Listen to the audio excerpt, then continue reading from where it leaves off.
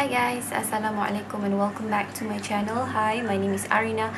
If you are new, hi, welcome to my channel, and if you are coming back, I hope you all are doing well. So in today's video, we're going to do a review on the Catrice Superbia Vol.2 Frosted Taupe Eyeshadow Palette Edition.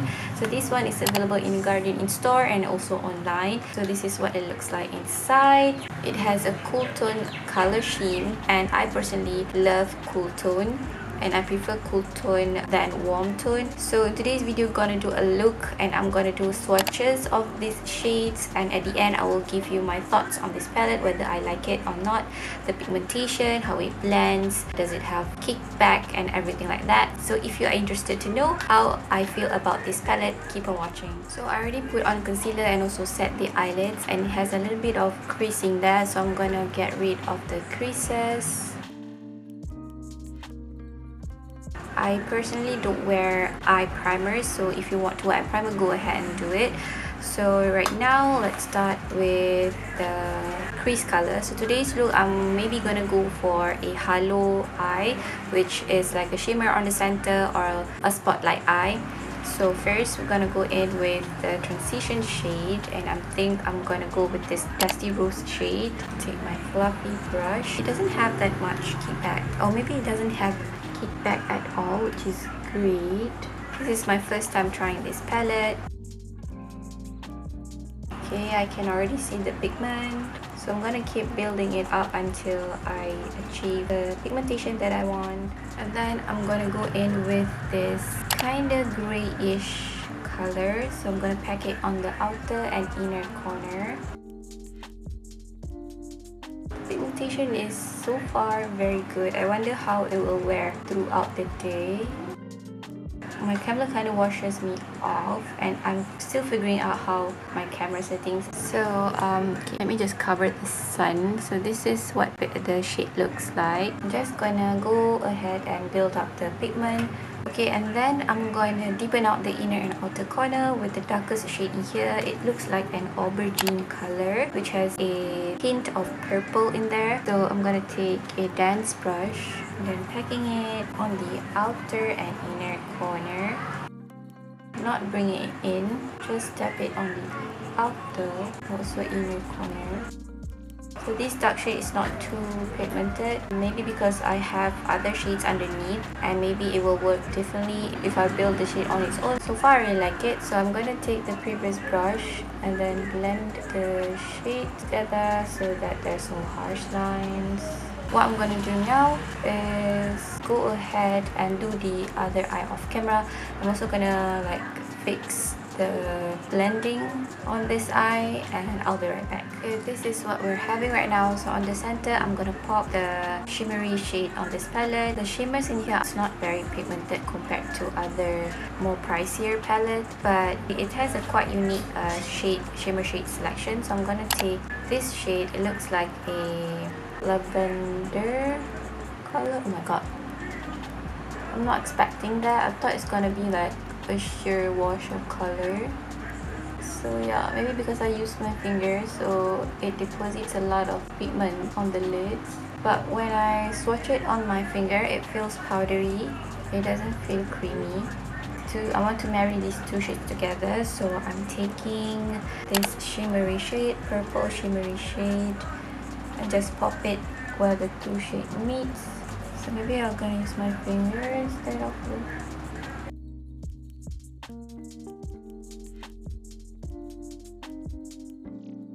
And I'm going in again with the center shade.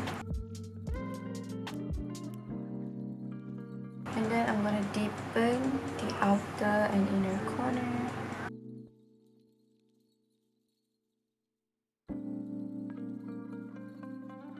And then on the lower lash, basically copying what I did on the lid.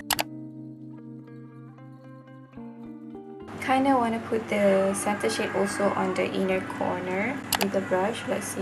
Okay, it picks up quite well. So it has a tiny bit of fallout there. I just take a clean brush and then just dust it away. So for the shimmer shade, I recommend you guys to use a finger instead of a brush. I suggest you guys to bake your under eyes to pick up any fallout from the shadow, or just use your finger to place the shimmery shade. And then lastly, I'm gonna take the darkest aubergine shade and placing it on the inner and outer corner as well. I'm gonna finish off this eye look using the Kat Von D tattoo liner. Just gonna do a simple wing liner.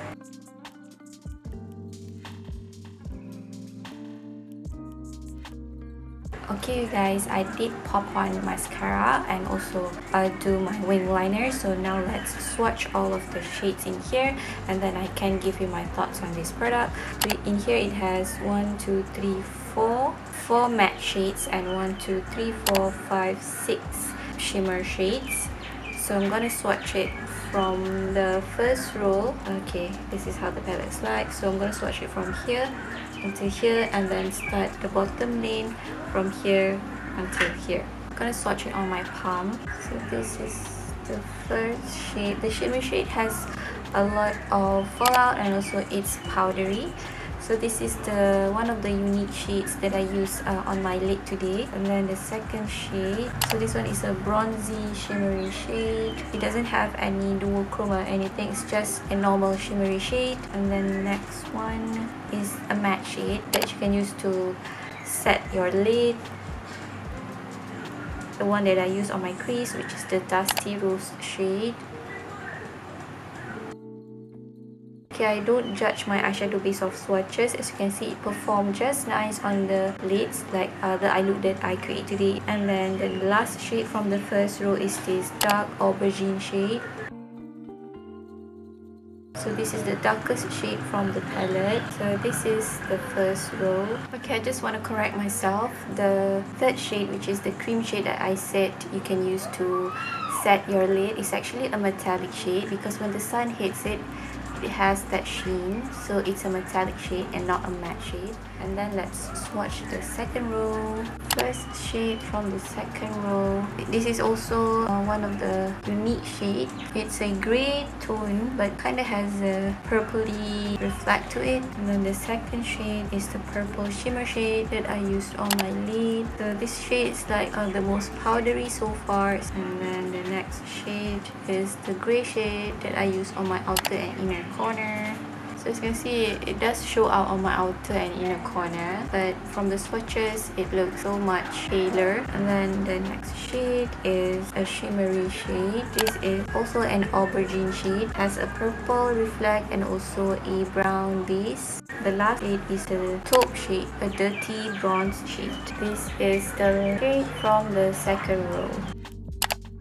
So let's wrap up our thought on this palette. So for the price, I actually paid half price for this palette because like I said in many of my videos, Guardian always has 50% off all cosmetics. So I bought it for around, I think 24-ish ringgit. I really am satisfied with the price that I paid and also the palette quality. Of course, it doesn't match with the high-end quality. It's powdery. It needs a little bit of work to create an eye look, but for the price, I'm not mad at it. And I think I'm definitely going to use this dusty rose shade all over the lid, like an everyday shade. The shimmer shade, I am happy that they include a unique shimmery shade like this one and this one instead of like the conventional shimmery shade. That's like the uniqueness from this palette. I think the cover was inspired by particular shade over here. If you are in a budget and you like cool tone, definitely give this palette a try, because so far I'm enjoying using this palette to create this look today. That's all for today's video. If you enjoy and if you pick up any value from this video, give this video a thumbs up. I do a lot of tutorial makeup review like this one today. Like I also sometimes do haul. Please consider to subscribe to my channel and I hope I see you guys in my next video. Take care. Bye. Assalamualaikum.